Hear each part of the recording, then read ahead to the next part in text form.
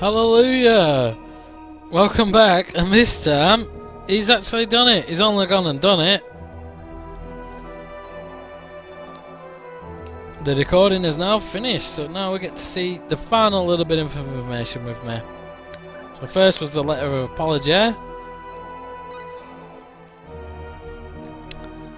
Dr. Lantis suddenly activated all of the defense mechanisms within the laboratory and completely sealed off the interior of the laboratory.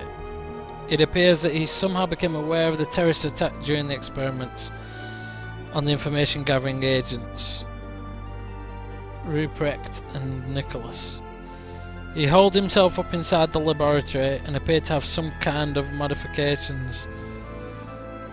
Seems to have made some kind of modifications to the 10 Wise Men. It appears that as soon as the military gives permission, security forces will need to enter the laboratory and capture the person of Dr. Lantis. The person of Dr. Lantis, is it me or does that not really make sense?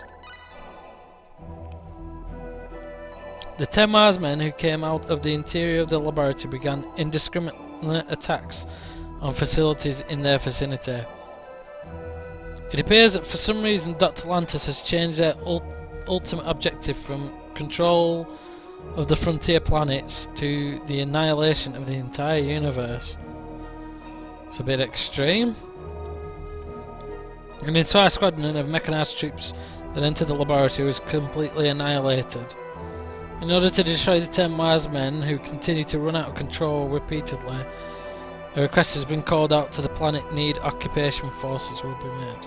Right, so, in his grief at his daughter being killed, he set them to destroy the whole universe. Basically, so it wasn't that they were power-hungry men, it was just someone who reprogrammed them. As a result of a pitched battle, the security forces succeeded in driving the 10 Wise Men into the interior of the laboratory. When the interior of the laboratory was entered, the interior was found to be an empty shell. It appears that somehow Dr. Lantis had confined the 10 Wise Men in eternity space and left them in outer space. Although the 10 Wise Men could not be completely destroyed, there is no method of releasing the eternity space, except for entering a release password from outside, so they will not cause much trouble. The 10 Wise Men will thus probably be left wandering through outer space for eternity. Okay. That was the last one, wasn't it?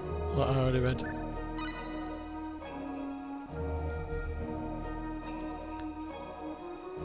Because of this series of incidents due to the 10 Wise Men plan, 80% of the entire forces of planet Nid have suffered crushing blows. The frontier planet seized this opportunity to start a coordinated revolt.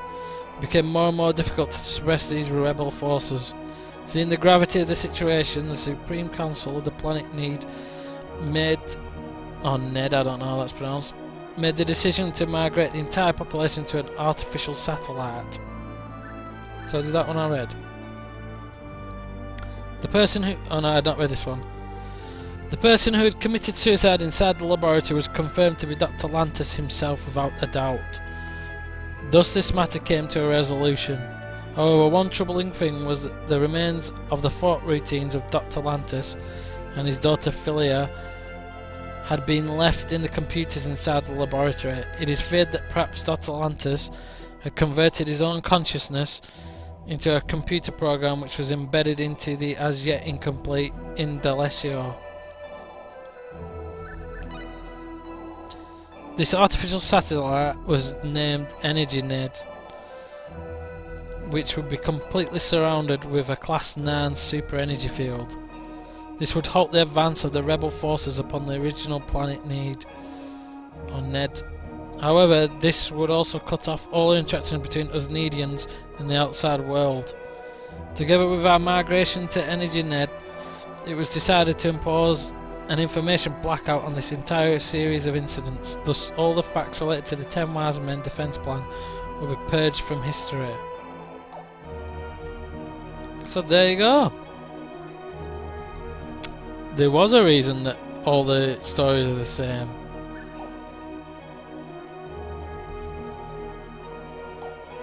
So now we know the whole background of and the backstory to the 10 Wise Men. Is the fact that after revolts in different planets, they made these super beings. The guy who made them was killed in a terrorist attack, and he lost his mind and set them to destroy the universe, basically. So it was nothing to do with power-hungry magic users, as the history reports had it. Oh, we got a little battle to leave you on. Behind? With some jumping bunnies.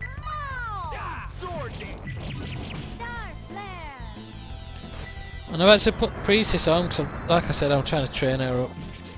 So I think I might take her into the final battle, instead of keep seeing loads of magic attack sequences. We have a full score with this. So there you have it. That's the last thing done, and you've seen all the available private actions as well up until this point. So all that remains for me to do is go ahead and complete the game, basically. So that is what you'll see me doing next time.